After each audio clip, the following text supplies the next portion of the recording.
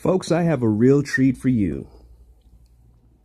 And this is a great episode of Cherry Pickers Exposed. As you may or may not know, Dwayne Johnson, aka The Rock, has decided to make a film about John Henry, the legendary folk hero, African-American folk hero, who challenged the machine and won. I think it was some kind of steam engine thing that he was challenging. And for me, it was a story about the human spirit being triumphant over incoming technology. And it was a story that's been passed down generation to generation. And The Rock wants to bring this to the screen. He wants to bring it to Netflix. I believe it's Netflix. I don't know if it's a major release or not. I'll have to look. And this black folk hero, not a white hero turned black, as we were seeing in many of the Marvel movies. Yeah, Nick Fury wasn't black. He used to be a white guy with gray hairs, with gray hair on the side, before Samuel L. Jackson became Nick Fury. This character started out black. And guess what? Many African Americans are mad at Dwayne "The Rock" Johnson. Can you dig that? They are mad at Dwayne "The Rock" Johnson for bringing out a character who is black. For one reason.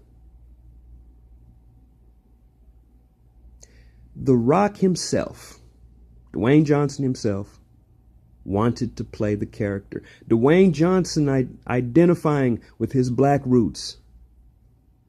The man is part black, part Samoan, and part white, I believe. And he chose to make a potential money-making movie based off of a black folk hero. And being part black, he wanted to play that role. He wanted the honor of playing a childhood hero of his. And black America, let me tone that down. Many in black America are having a problem that he's playing John Henry, because he's not black enough. Colin Kaepernick is half white. Comes from a white family. And he's the poster child for justice against police brutality. You choose the whitest black guy in America next to Don Lemon.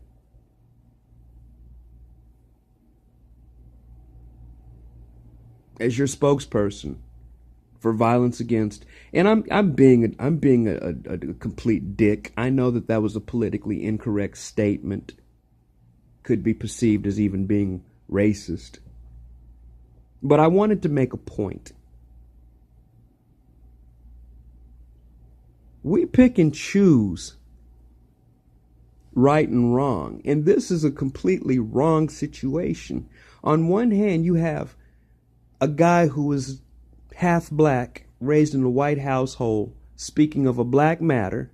And then you have on the other side, and the black matter that Colin is speaking of, it's a very negative situation. And I guess he believes in it, whatever. But on the other side, you have another part black guy that actually wants to give attention to something positive.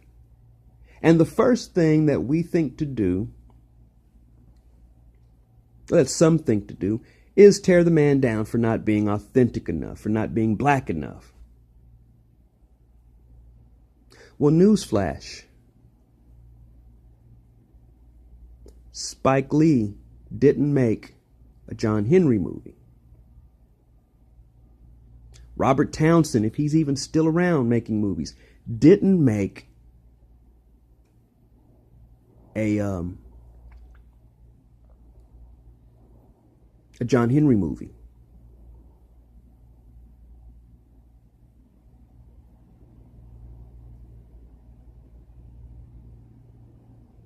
Hell, I excuse Nate Parker because y'all have ripped him a new asshole anyway. And the whole Nate Parker controversy, you know, he had his movie Birth of a Nation, which was a pretty good film that got no fanfare. Matter of fact, it got overshadowed by Tyler Perry and Medea. By the purveyor of the caricature of the black person. The innovator of the black stereotype, of the non-threatening black stereotype, Tyler Perry. That's just my honest opinion of the man. So Nate Parker, yeah, he couldn't. Yeah, hands were pretty much tied. You know, nobody would come see it. He had those allegations against him. I think rape allegations, and plus he's in an interracial relationship, so that completely negates him from the credibility of many African Americans. Back to the topic.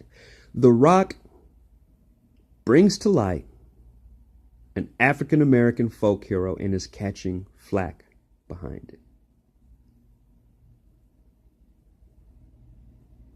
You know, the one thing that I've never talked about, I have never talked about piggyback culture that pervades and that persists in the African American community. And it's one of the critiques that I've had. And you know, I try not to say anything without offering a solution. Instead of trying to turn things created by white people black, why don't you just create some things that were black from the get-go, in the realm of creating heroes and things like that, superheroes? You know, we're talking in the realm of film and all that. Nick Fury doesn't have to turn white. It doesn't move the story along in any kind of way. You know, in the Fantastic Four, what a horrible movie. They turned the Human Torch black. Did not move the narrative along any kind of way. And for a minute, we were screaming Wakanda. Folks had Wakanda fashion. And a little Jewish guy named Stan Lee is the person that created the Black Panther.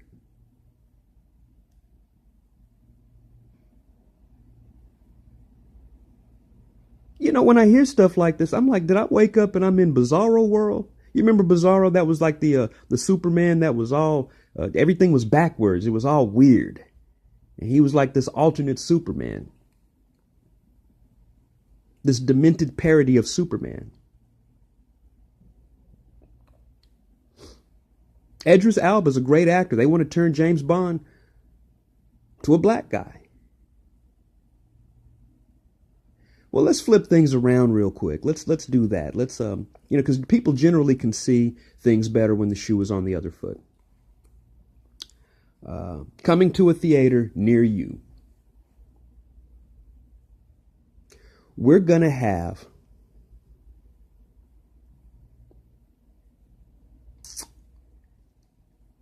who's hot right now? Who's a hot actress right now?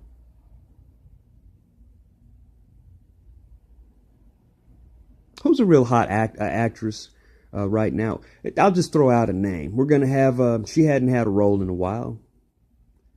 We're going to have Cameron Diaz play Harriet Tubman in this next movie. How would you feel? We're going to have Tom Cruise play Malcolm X in the upcoming movie. We're going to have, let's see, a traditionally black superhero. We're going to do a reboot of Luke Cage, and this time Luke Cage is going to be a middle-aged white guy that discovers that he has superpowers and that he's invulnerable.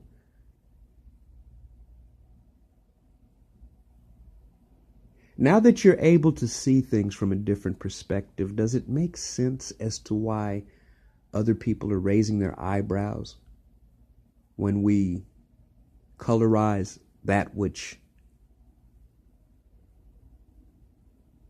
already had an identity, personality, storyline. The Rock is making a movie that is about a black hero, and you're having a problem with it. Do you understand the problem that is within itself? I'm calling you out. Right now, a stunner is being delivered to the more backward side of black culture. Right now, I'm delivering one hell of a stunner. Here it comes. Right now, 3, 2, 1. There it is.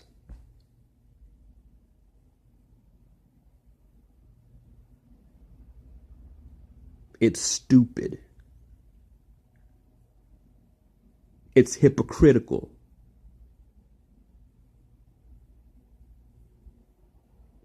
It's just flat out absurd. Get behind this man. Quit messing around and get behind this man and keep your fingers crossed, and let's hope that it's a good movie that puts African Americans in a good light. And be happy that it truly is coming from somebody with enough creativity and enough, enough balls to go ahead and make a movie about a black folk hero. Have some pride about it. Feel good about it. You felt good about Colin. Hell, I've got some white friends that are blacker than Colin. I think my friend Lucas, and he's blue-eyed and blonde hair, might be blacker than Colin Kaepernick. The Rock is a money-making star that still acknowledges his black roots.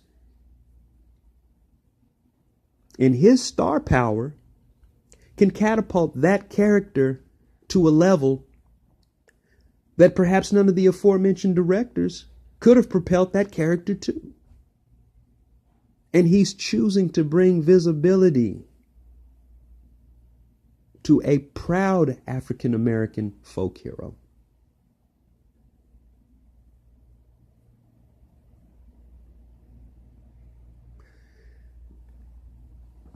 Digest that nugget of truth, because it is truly empirical. Take care, and I'll catch everybody later.